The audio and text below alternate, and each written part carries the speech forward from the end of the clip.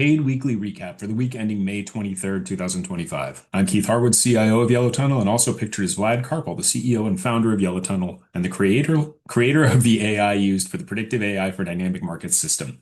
Before we get started, normal disclosures. Options involve substantial risk and are not suitable for all investors. Yellow Tunnel and myself are not investment advisors and not registered with the SEC nor FINRA. The information in this presentation is for education and information purposes only and should not be considered trade advice.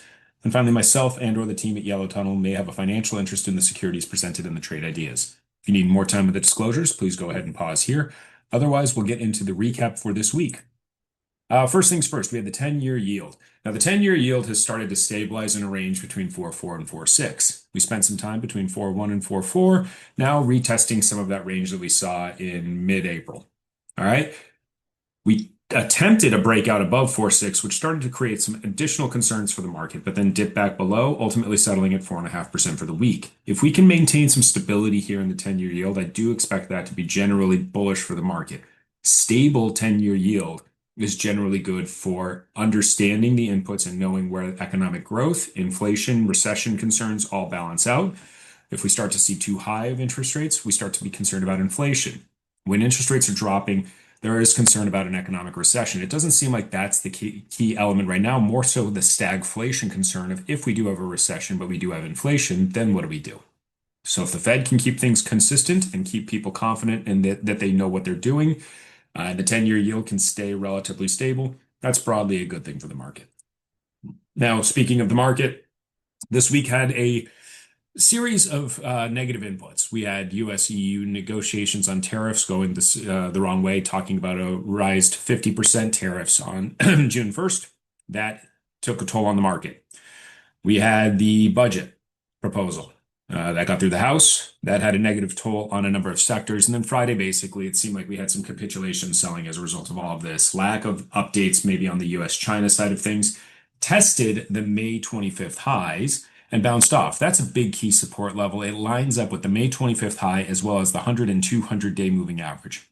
So for now, that 575-ish level in SPY, around 5750 in the big S&P index, has held.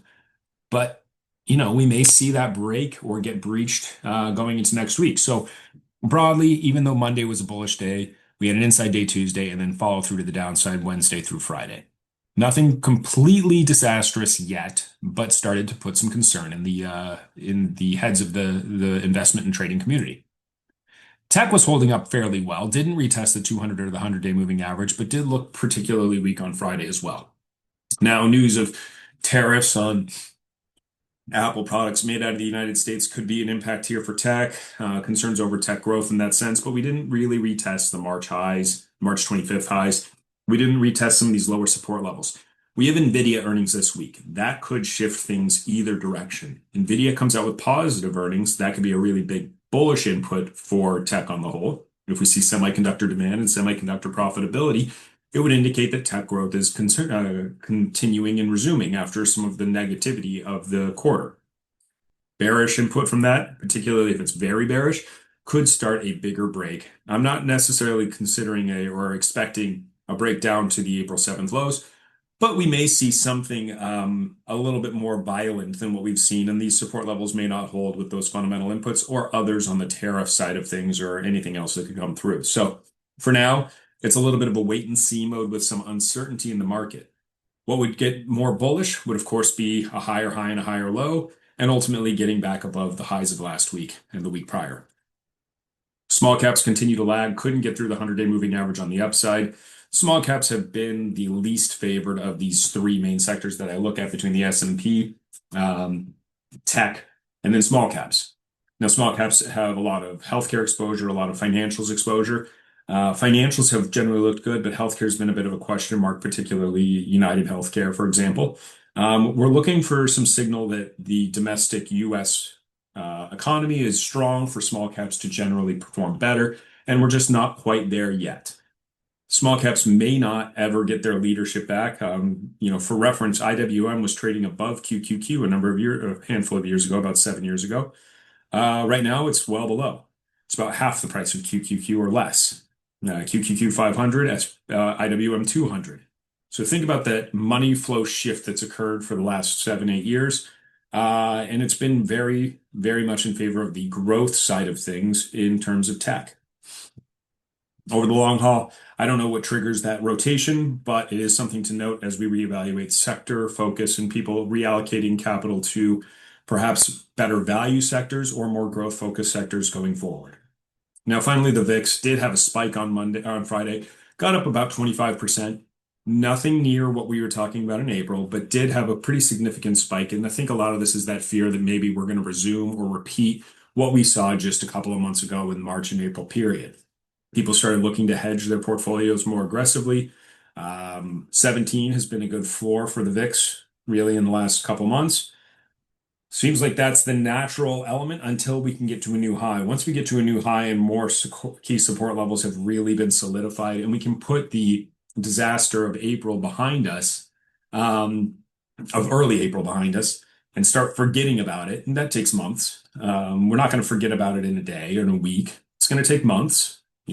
As this gets 6 months behind us, the market gains a lot more confidence and the VIX can start to fall.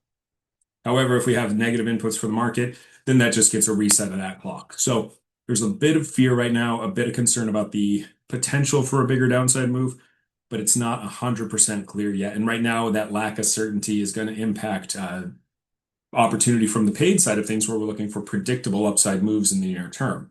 Now, speaking of paid, the closures that we had on Monday were great. They were before this fall, so when the market was at the highs of the week, got out of ABT. That extra day did help add a little bit of a kicker to the ABT position, nearly to 100% over the 6 days on those $135 calls. And then the pullback through the rest of the week, showing again why Monday tends to be a good exit day for us as we start shifting to new trade ideas for the following week on Tuesday. JP Morgan didn't quite make a new high on Monday, attempted to do something special maybe on Tuesday, but then the broad market selling pulled back Wednesday, Thursday. Friday actually looked relatively good compared to the broad market. But again, Monday, the exit meant that we actually trimmed the profits there slightly. 1.5% profit in the stock for the 6 day window, 29% profit in the options. Still a very strong positive performance. And I will note here, for those with a larger portfolio, now when we're looking at the model portfolio or the results that we normally look out with, GE being a higher dollar entry point on the options meant that it was a one contract trade for our record keeping. For those that trimmed half and then held the other half until Monday, that did end up generating 100% return. And you can see in GE, it's just been trekking higher, much more mild pullback in general. Tuesday, Wednesday actually made a new high on Wednesday before pulling back a little bit Thursday, and then Friday closing near the highs, slightly above the Thursday highs. It looks like a general bull flag here. But because of the entry timing on Tuesday being slightly above current levels, this did generate a small loss. So 0.6% loss in 3 days for the stock and a 14% loss in the options, in part due to the options decay. JP Morgan, as mentioned, just a bit of a drift down here. I think it's looking to set up a bull flag if the market can start showing a little bit more strength, potentially retest highs, but we did have to exit on Friday per our rules. We were in a losing position. So booked the 31% loss over the 3 days there. PWR got hit off the budget proposal. It had a negative impact on solar stocks, and PWR has a solar element to their portfolio. Now, again, it did bounce back on Friday, generally showing some potential for a recovery here. But in order to stay strict with our risk management, we went with the exit there as well, taking the 34% loss over 3 days. All smaller losses than what we experienced in terms of gains the prior week and into the Monday close, but that's part of risk management in these trading systems, is to make sure that we don't let small losses turn into much bigger losses. Unfortunately, UNM, a combination of the liquidity in the options, which is a little bit light for this particular name, as well as that pullback in a low volatility stock, led to a 51% loss on a 2.5% drop in the stock. Now, if every trade we were able to be fully entered and exited with maximum liquidity, it may have been a smaller loss, but ultimately, liquidity is one of the costs of finding some of these opportunities that could create a generalized leveraged return to the upside. So at the end of the day, We had the four new trades, all took little losses in the 10 to 50-ish% range, offsetting some of the gains from the prior week with those 70% average returns. But generally speaking, we're seeing higher return winners, lower return loser or lower loss losers, and still a significantly greater than 50% win rate. So overall, over the long haul, the system is still doing what it's supposed to do, generating leveraged returns, defining the risk to smaller losses where we can, when we get little pullbacks in the market like we've seen last week.